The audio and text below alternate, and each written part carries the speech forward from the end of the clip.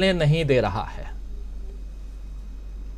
राजीव जी, मैं दूसरा चीज बोलने की कोशिश करूंगा जी। ये आपने जो बोल रहे हैं ना, जो राहुल गांधी की माफी के मांग में बीजेपी और जो ट्रोल मिनिस्ट्री के स्मृति ईरानी है वो सामने आ गए हैं। मैं दो तीन चीज याद कराने की कोशिश करूंगा।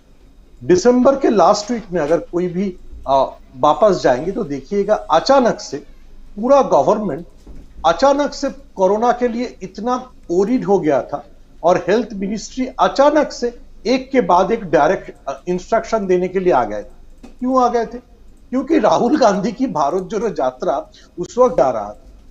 तो अचानक से सबको लगा, बीजेपी के सारा मिनिस्ट्री को लगा जो राहुल गांधी को रोकना है, तो इसीलिए मोदी जी ने तो दिल्ली में एक रोड शो भी कर लिया। ठीक है, तो हम सब लोगों को लगा कि कोरोना फिर से वापस आ गया, बहुत बड़ा बात है। उसके बाद ही मैं त्रिपुरा गया था इलेक्शन कवर करने के लिए और मैं मोदी जी को देखता रहा, कहां पे है मास्क। मैं अमित शाह को देखता रहा, कहां पे है मास्क। मैं राजनाथ सिंह को देखता रहा, कहां पे है मास्क। तो ये है बीजेपी का आदत, ये हर वक्त अपना गोल पोस्ट को शिफ्ट करते रहते हैं क्योंकि उनके पास गोल पोस्ट है ही नहीं। अच्छा, दूसरा बात है, स्मृति ईरानी राहुल गांधी की इंग्लिश के ऊपर बोलते आ गए।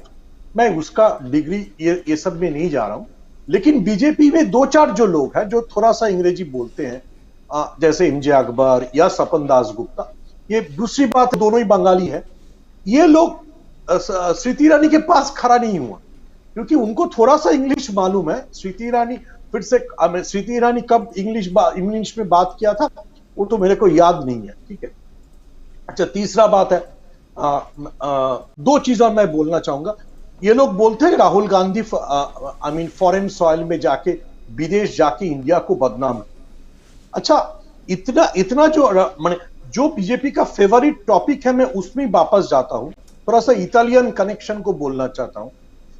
एक इताली से लीडर आया और उसने बीजेपी को बहुत बहुत प्रेस किया। वो कौन है? वो है जॉर्जियो मेलोनी, इताली का नया प्राइम मिनिस्टर, जो खुद एक फैसिबादी है, जो मॉडर्न डे नाजी पार्टी का लीडर है। तो उनको बीजेपी और आरएसएस बहुत अच्छा लगा। ठीक है, तो ये है बीजेपी का भी इटालियन कनेक्शन। अच्छा, तीसरा बात है, ये बीजेपी का आरोप है कि राहुल गांधी ने फॉरेन सॉइल को यूज करके भारत को बदनाम की, इंडिया को बदनाम करने की कोशिश किया। कितना बड़ा गुनाह है, सच पूछो। मैं एक बात याद करा दूं, जब बंगाल में इलेक्शन हो रहा था तो नरेंद्र मोदी बांग्लादेश चला गया। बांग्लादेश में एक हिंदू मंदिर को पूजा देने के लिए चला गया क्योंकि वो जो कम्युनिटी का मंदिर था, उस मतुआ का काफी वोट यहां पे था और उसका लाइव टेलीकास्ट कराने के लिए वो सारा चैनल को प्रेशराइज किया। ये अलग सी बात है। उस नरेंद्र मोदी का उस मंदिर को जाने के लिए जो हंगामा बांग्लादेश में मचा, उसमें बांग्लादेश गवर्नमेंट को गोली चलाना पड़ा और 14 लोगों का मौत हो गया। Whatever I am saying, that's all are documented. I'm not saying like Amit Malviya जो दिल में आया और बोल दिया। So this is the problem of the BJP. The problem of the BJP is that they never say truth. उनका English और उनका हिंदी ये दोनों ही इतना खराब है। अच्छा, देखिए क्या बीजेपी का प्रॉब्लम क्या है। अचानक से आरआर को एक अवार्ड मिला जिस गाने के लिए, वो गाना हिंदी में नहीं है, लेकिन नरेंद्र मोदी तुरंत कूद पड़ा और ये भारत का जय है। ठीक है, तुरंत लगा इसका क्रेडिट लेना है। पर याद करेंगे इनका अमित शाह वो दूसरे लैंग्वेज के बारे में क्या बोला था और उस वक्त इनका बेंगलोर का लीडर, कर्नाटक का लीडरशिप, इनका तमिलनाडु का लीडरशिप उसका प्रोटेस्ट।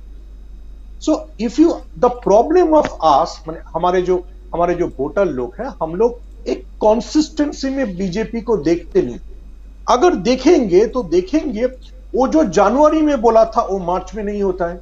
जो मार्च में अगर बोलेगा जे राहुल गांधी को माफी मांगना चाहिए, अगर कर्नाटक हारेगा तो बोलेगा जे कर्नाटक पाकिस्तान हो गया। ठीक है, the problem is that they always shift their goals which suits there purpose.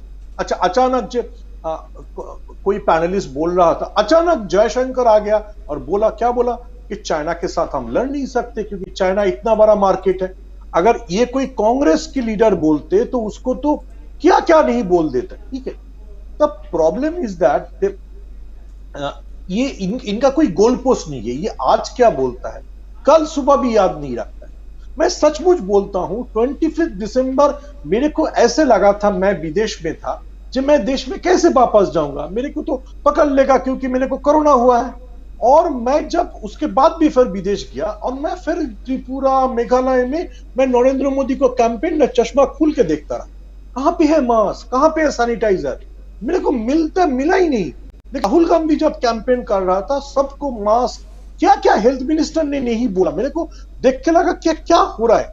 अच्छा देखिए, आज अचानक से बीजेपी ने बोल दिया कि उन लोगों ने डीए क्लोज कर देंगे, डीए फ्रीज कर देंगे, ठीक है।